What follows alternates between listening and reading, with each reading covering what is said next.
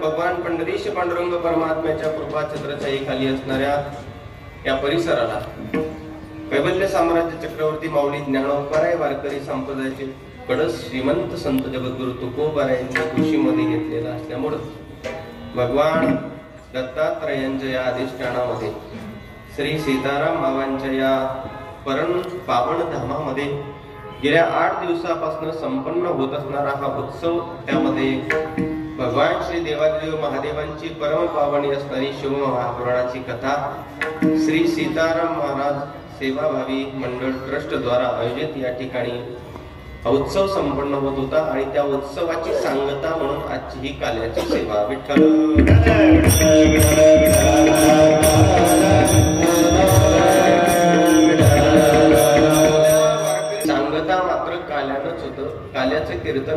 त्याला कडसाचं कीर्तन म्हटलं जातं.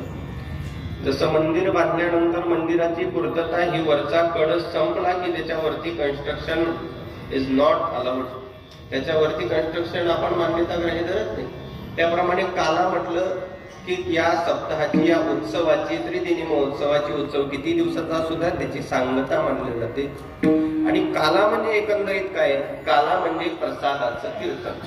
गेल्या 7-8 दिवसापासून आपण जी भगवंताच्या नामचिंतनाची सेवा केली, श्रवण केली, ते केल्यानंतर ते प्रसाद आहे, ते प्रसाद प्राप्त करण्याचं ठिकाण जर काय असेल तर काल्याचं कीर्तन. आणि या काल्याच्या कीर्तनाची एक महती आहे. इतरत्र 7 दिवसामध्ये भगवंत या ठिकाणी येत असतो, त्यामध्ये काही शंका नाही. परंतु काल्याच्या दिवसामध्ये फक्त भगवंत नाही, आजिओस अमरावती,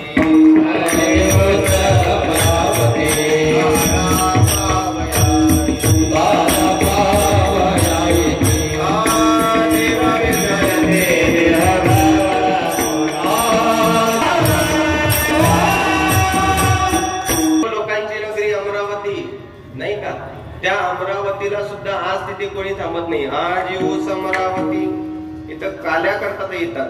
देव विसरती देह भाव आपुला, ते आपला देवपणा सुद्धा विसरून जातात. या काल्याच्या कीर्तनाची महती आहे.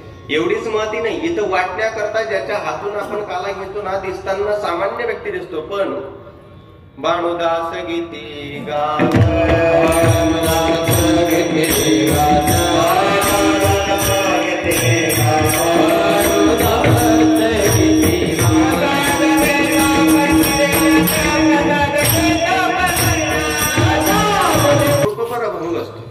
पण नाम पर असू शकतो किंवा स्वरूप पर असू शकतो. पण माहिती आहे का कोणाला नाम पर आहे का स्वरूप पर आहे? नाही. दुसऱ्या दिवसापासून मग द्वैत अद्वैत नाही का असे अभंग निवडले जात असतात, उपदेश पर अभंग असतात. परंतु शाश्वतीनं माहित नाही उपदेश पर जरी असेल तर कशाचा उपदेश करतील.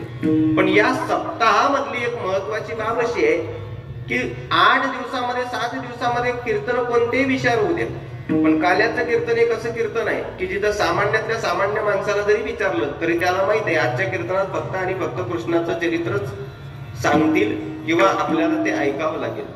एकमेव असं चरित्र आहे जे चरित्र आतापर्यंत आपण प्रमाण हजारो वेळेस ऐकली, चरित्र ते उच्चारावे केले देवे कुंकुडी. पण या काल्याच्या कीर्तनामध्ये या चरित्राचं उच्चारण का व्हावं तर त्याचं उत्तर श्री संत जगद्गुरु तुकोबारांनी दिलं. चरित्र पवित्र होईल, चरित्र उच्चारे रूपाच्या आधारे गोजरिया बघे. आणि काला संपवायचा, जास्त घरातल्या गोष्टी सांगायच्या नाही. 3 गोष्टी कोणत्या असतात? एक, भगवंताचं स्वरूप माधुर्य काल्याच्या कीर्तनात सांगावं, भगवंताचं लीला माधुर्य काल्याच्या कीर्तनात सांगावं, आणि भगवंताचं वेणू माधुर्य काल्याच्या कीर्तनात सांगावं. हे ज्याला सांगता आले काल्याचं कीर्तन संपन्न झालं. नाहीतर अभंग घ्यायचा, चरित्र ते उच्चारावे आणि दुसऱ्यांचे चरित्र वर्णन करत बसावे, याला काला म्हणत नाही. विठ्ठल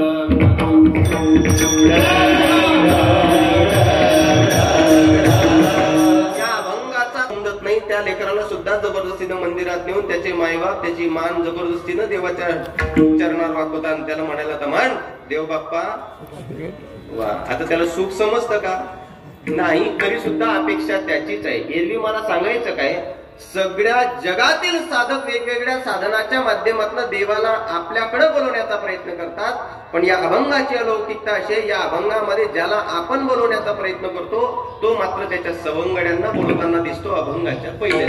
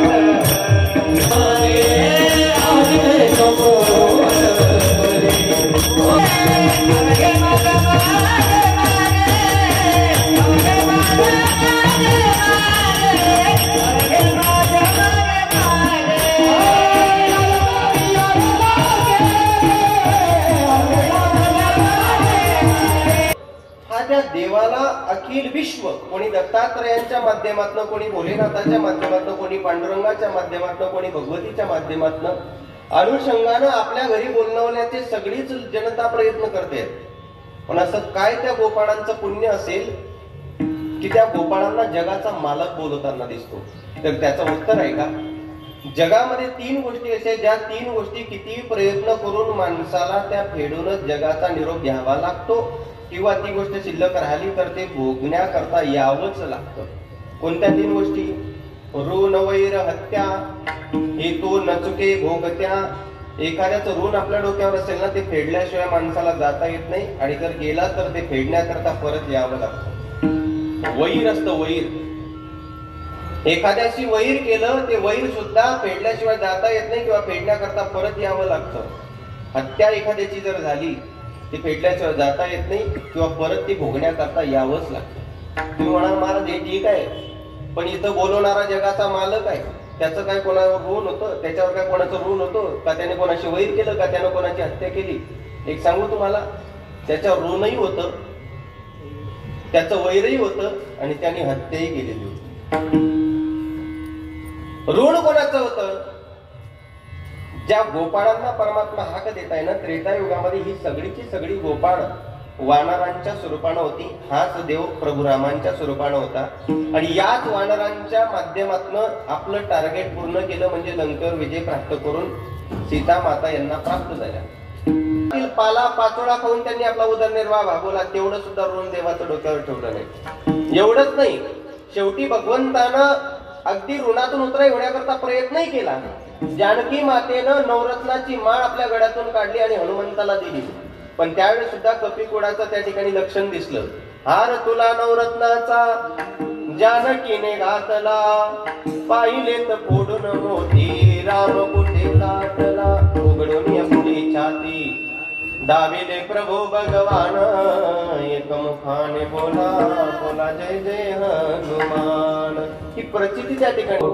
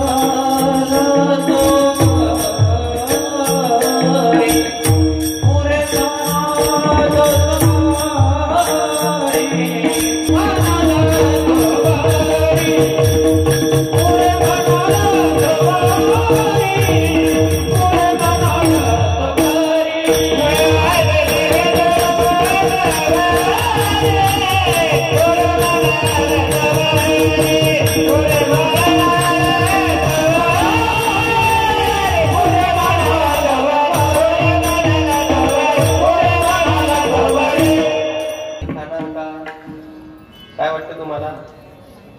हाती वा, सकाळपासून एक तांब्या भरून चहा पिलो मी, आमच्या घरी आमच्या घरी आमच्या घरी, ऐका ना. पण हा खड्डा असा आहे, शास्त्र सांगतं 5 खड्डे कधीच भरले जात नाही. जठरो जाया जात विदो जलाशयो जामा, तो आपण उदाहरण पाहून गेलो.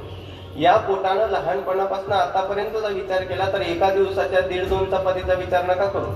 एका दिवसात नाही समाधान, एक कट्टे नका देऊ म्हणा, फक्त नवीन लॉन्च झाली की तेवढी एक आणून देत जा, ऐका नाही समाधानी ही कट्टे. मग तुम्ही म्हणाल आजी देतो पोटभरी, याचा समन्वय काय? याचा समन्वय असा आहे, भोजन करत असाल तर ते अतृप्तच असतं, परंतु ज्यावेळी श्रीगुरु संत आणि भगवंताच्या सानिध्यामध्ये तुम्ही 2 घास खातात, त्या दिवशीचे उद्गार साधकाचे आहे.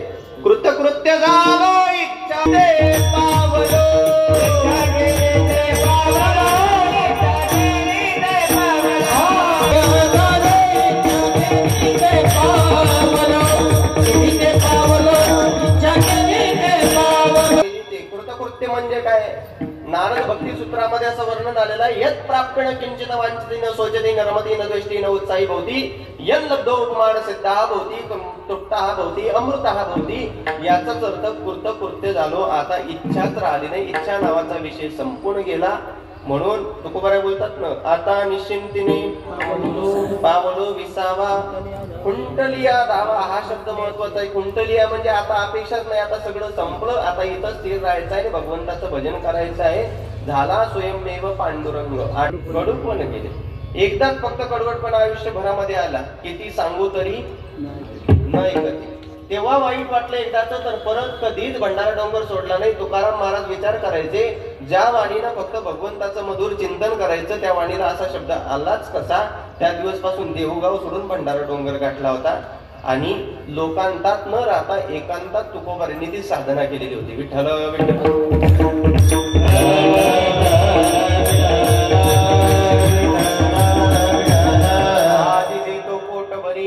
या ठिकाणी स्वतः परमात्मा देतात ना, त्याच्यामुळे पोटभर खाण्याकरता मिळते. अभंगाच्या तिसऱ्या चरण हळू हळू चला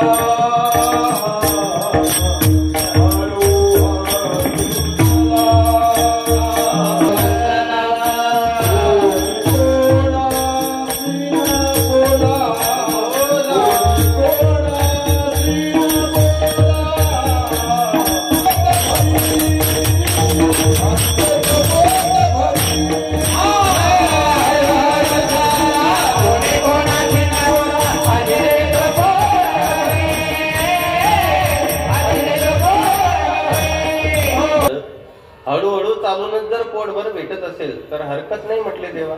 आम्ही हळूहळू चालू, चला तुम्ही सोबत चालला म्हटल्यानंतर देव म्हटले अजून जायचं आहे ना, तुमच्याच घरातलं तुम्हाला खाण्याकरता देतोय. म्हटले का? म्हणजे तुम्हाला प्रश्न केला होता मी की तुमच्या तब्येती सगळ्यांच्या अशा उतरलेल्या कशा आहेत. म्हटले देवा बनतय घरात, परंतु जातय मात्र मथुरीला, आमच्या पोटाला काही प्राप्त होत नाही. मग आपल्याच अधिकारातलं असेल तर भांडण करून का होईना आपला घ्यायला हरकत नाही, पण आपल्या अधिकारात असलं तर भोगाच नाही, दुसऱ्याच्या अधिकारात दावा टाकण्यात अर्थ नाही. म्हटले मी प्राप्त करून देतो, पण या सावधान घ्या, हळूहळू चला, कोणी कोणाशी न बोला. पण त्यावेळेस काय असायचं, आता गोपाळ म्हटल्यानंतर लहान लहान, आणि त्यावेळेस भाकरीची पाटी असेल, भाजी असेल, दुधाचं भांड असेल, असं शिंक केलेलं असायचं. त्याला एकला 3 दोऱ्या असायच्या, त्या शिंक्यामध्ये या सगळ्या वस्तू ठेवल्या जायच्या. परमात्मा म्हटले आपली उंची लहान आहे, परमात्माचं नियोजन बघा किती गोड आहे. परमात्मा म्हटले एक काम करा, जायचं ना नक्की फायनल. म्हटले 100%. एक काम करा, मी सांगतो तेवढं सामग्री सोबत घ्या. काय सामग्री आहे? तुकोबारांनी वर्णन केलं, घ्या रे सामग्री चोखट, खडे सराटे काठ्या नीट. तुकोबाराय म्हणतात देवानं एवढं सुंदर प्लॅनिंग केलं, त्या गोपाळांना सांगितलं बारीक बारीक खडे घ्या, सराटे म्हणजे ती गोखर घ्या, लांब काठ्या घ्या, वस्त्रगाळ केलेली माती सोबत घ्या.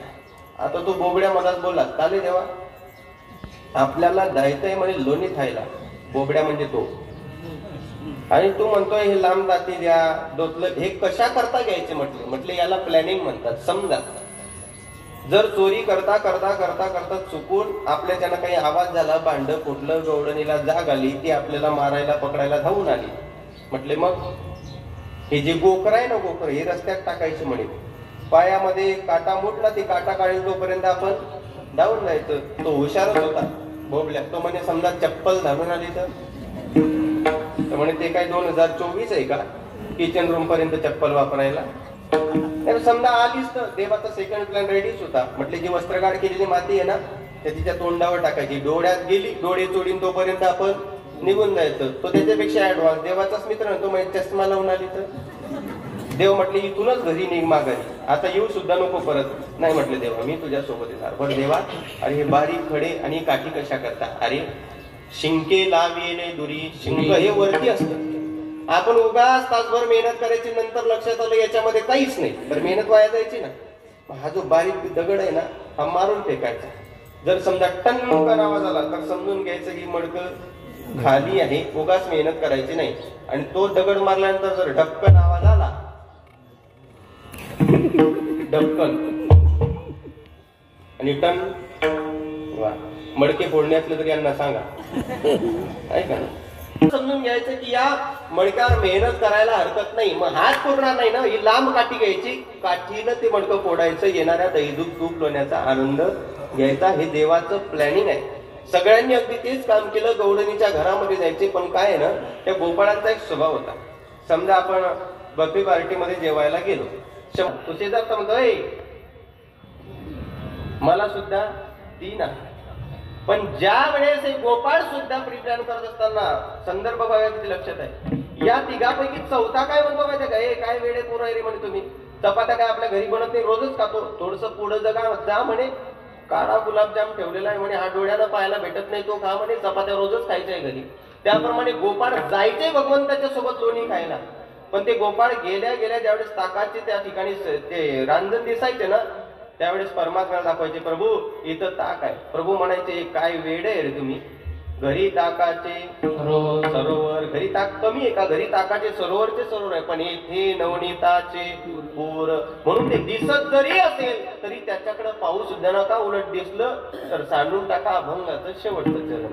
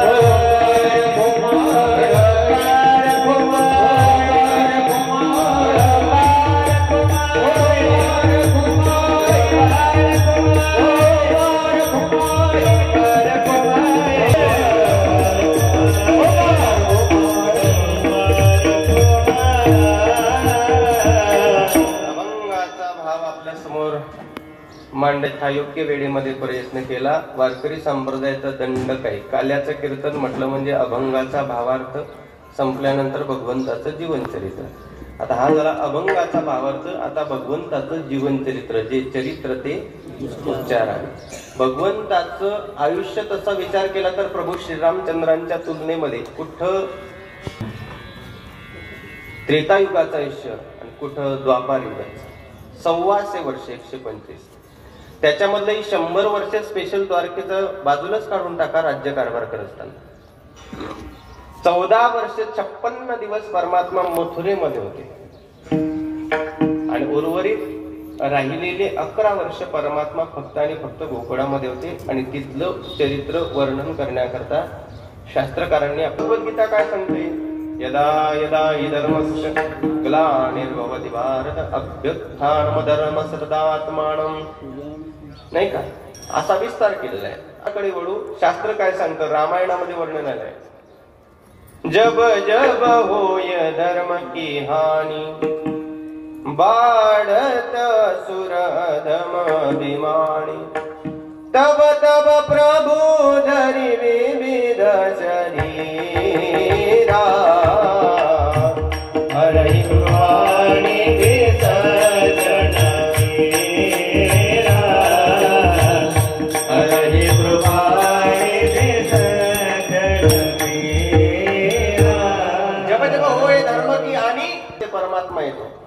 बाढत असुर अधम अभिमानी, असुर अधम अभिमानी लोक वाढतात तेव्हा तेव्हा परमात्मा येतो. मग त्या कालखंडामध्ये सुद्धा एक आपण गोष्ट बघितली की जगाच्या पाठीवर ऋण वैर हत्या हेतू न चुके भोगत्या.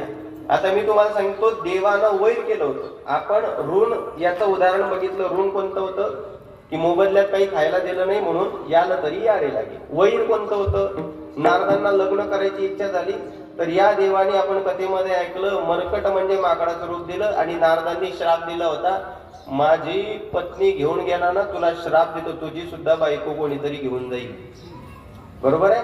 त्याच्याकरता राम अवतारामध्ये ते वैर आणि या अवतारामध्ये शास्त्र सांगतात, जब जब होय धर्म की हानी बाढत असुर अधम अभिमानी, असुर अधम अभिमानी, तीच लोक या अवतारामध्ये कंसाच्या स्वरूपानं अवताराला आली आणि त्यांच्या ऋणातून मुक्त करण्याकरता, गोपाळांना आनंद देण्याकरता भगवान परमात्म्याचा हा अवतार आहे. जो अवतार सुरुवातीला झाला कारागृहामध्ये. कारागृहामध्ये ज्यावेळेस परमात्मा अवताराला आले, सगळ्यात आधी सगळ्यात पहिली चर्चा केली स्वतःच्या वडिलांसोबत. भगवान वासुदेवांनी चर्चा केली वसुदेवासोबत. वासुदेव म्हणजे भगवान गोपाळ कृष्ण आणि वसुदेव म्हणजे त्यांचे वडील. भगवान वासुदेवांनी चर्चा केली श्री वसुदेवासोबत आणि काय सांगतायत, बाबा तुमच्या अनेक कालखंडाच्या तपश्चर्येचं फळ म्हणून मी बालक म्हणून तुमच्या उदरी जन्माला आलो, तुमच्या घरी जन्माला आलो. पण ऐका, माझा येण्याचा उद्देश एक नसतो. मला अनेक भक्तांचं कार्य सुद्धा पूर्ण करायचं आहे, पण ते कार्य इथं राहून करता येणार नाही. म्हणून माझी विनंती आहे, मला इथं न ठेवता तुम्ही नंदबाबाच्या घराला सोडा. परंतु ज्यावेळेस सांगितला भाव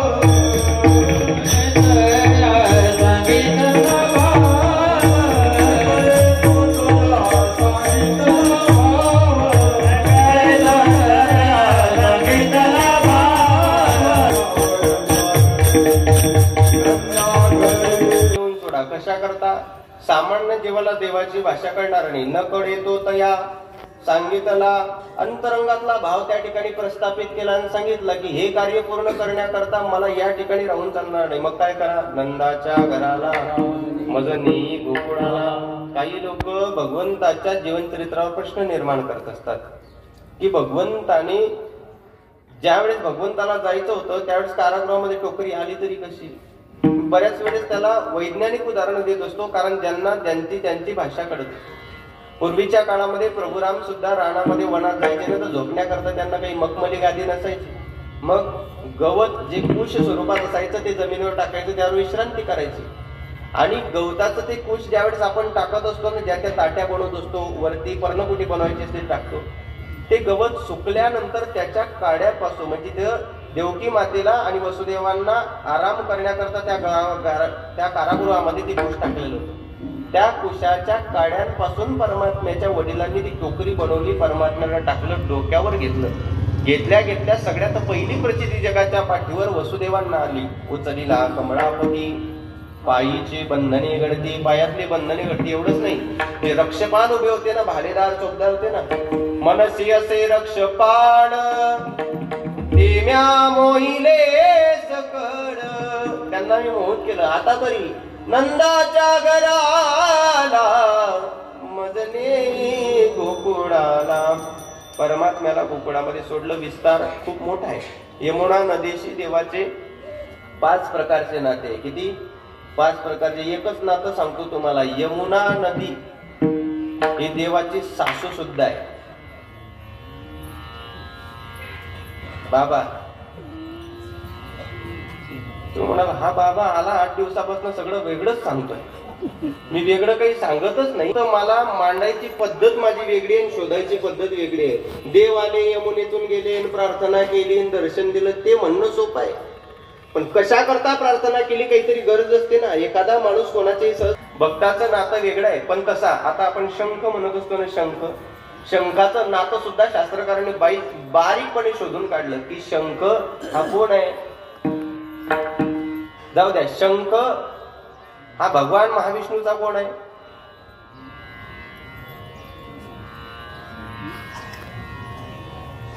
मेहुना तयाचा द्वारकेचा हरी, मेहुना तयाचा द्वारकेचा हरी, मेहुना तयाचा द्वारकेचा हरी, मेहुना तयाचा द्वारकेचा हरी. दारो दारी भिकमा भिकमा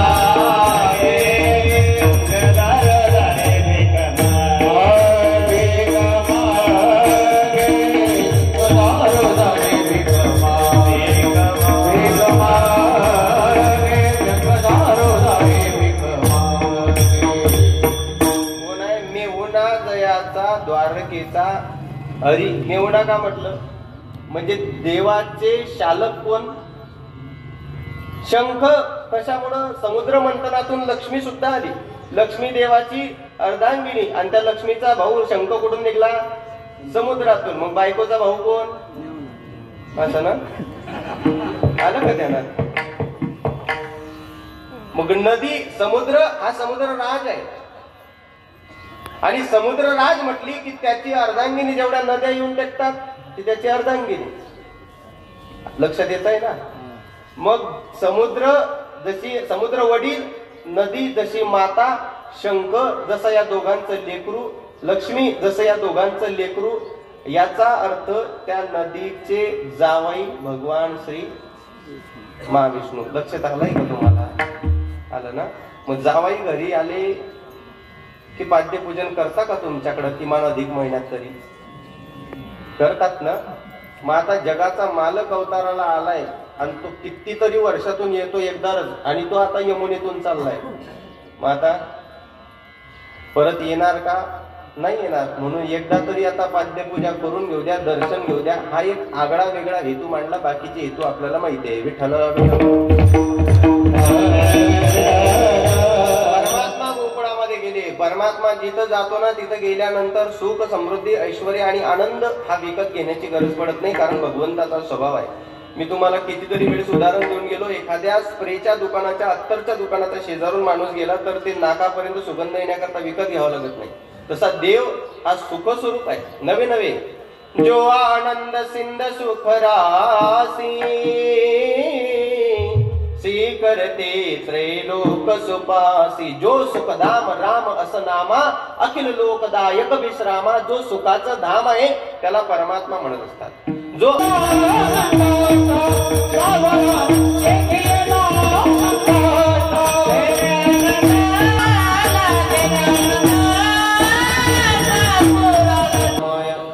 निज ध्येय योगियांचे ते हे समचरण, साजिरे विटेवरी पहा भीमातिरी विठ्ठल रूप. तुका म्हणे जाते सनका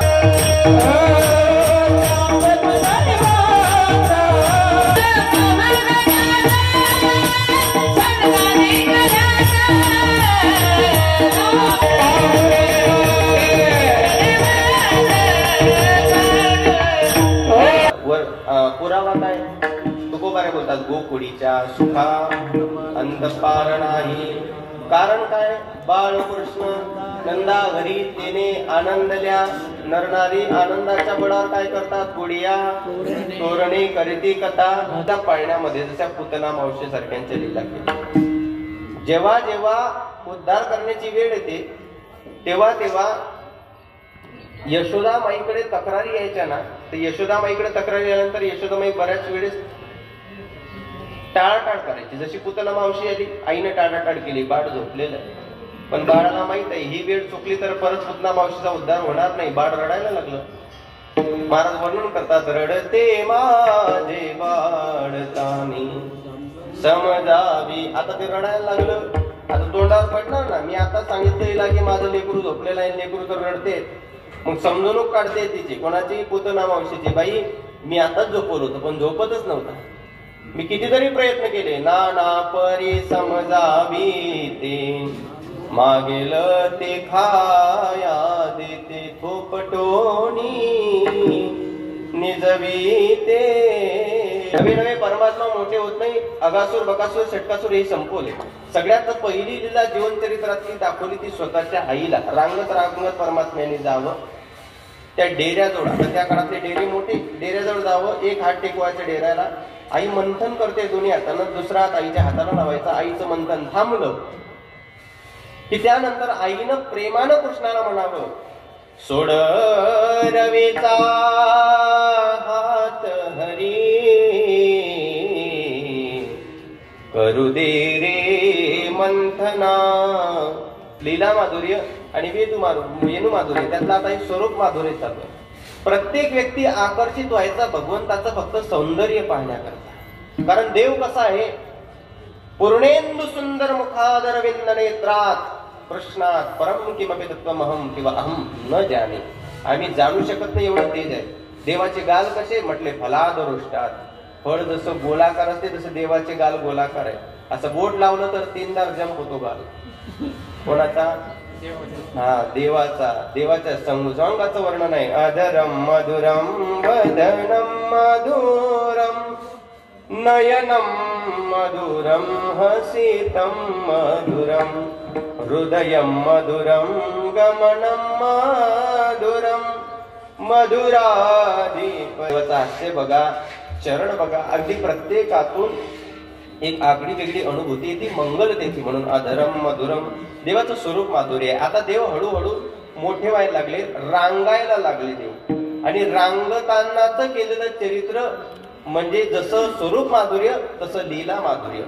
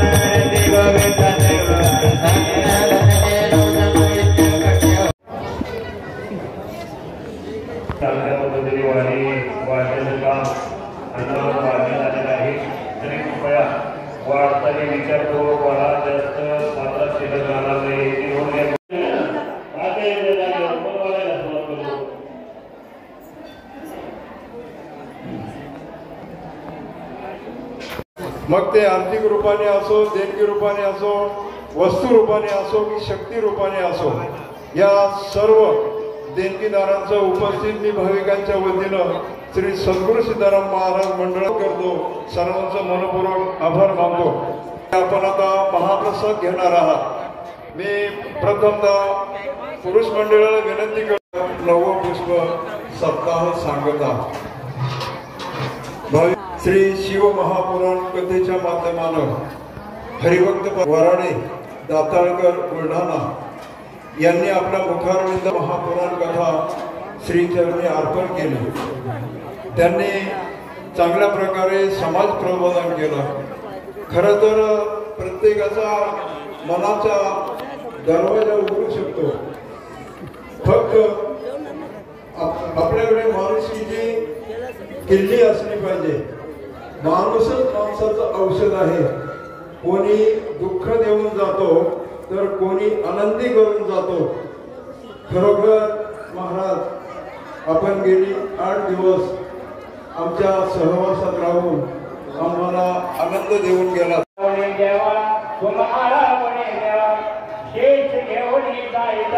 तुमचे झाले या भोजन, तुमचे झाले या भोजन, तुका मने चित्त करुणी राहील निवांत, करुणी राहील निवांत.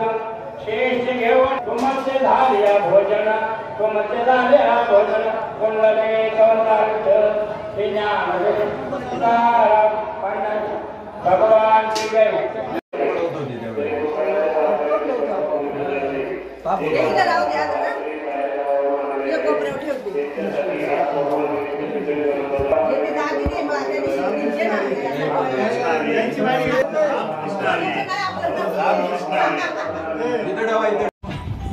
सीताराम महाराज की जय.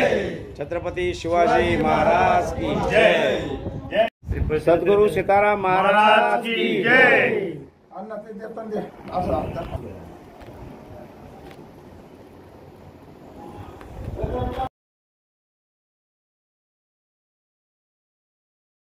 सर्व झाला एक फोटो मला घेऊ.